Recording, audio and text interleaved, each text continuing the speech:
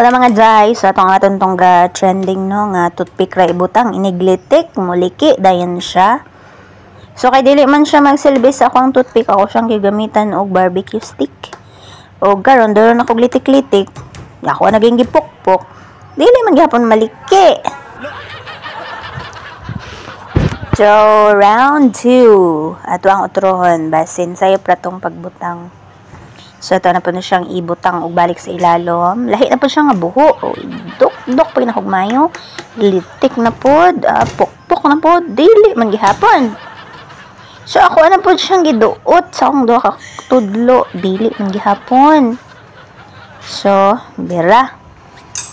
So, tanawang no, karne ako ang next step. Pag dili, gihapon niya siya maabri. Gamitan na natong kutsilyo.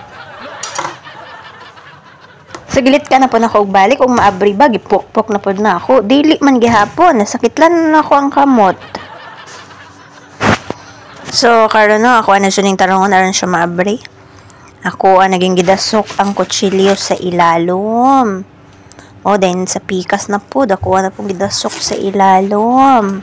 So, gahi lang gihapon siya abrihon. Oh, yeah, gihapon. Balik na po kutsilyo. So, gahiyon, gidayon niya siya nga melon, no? Basin ka totoo ang nasa viral na video.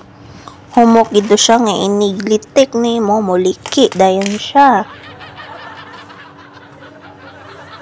So, finally, no, naliki na jud ang melon. Nabuak na gid siya sa tunga. O, ako agad siyang gitilawan. O, gilami ba? Kaya ang iya ang lami na aman sa tunga. So, successful ta during dapitan, no? Dili siya mo gana sa toothpick, dili siya sa barbecue stick, kutsilyo. Ikaw daw kutsilyo, dili baka mahadlok.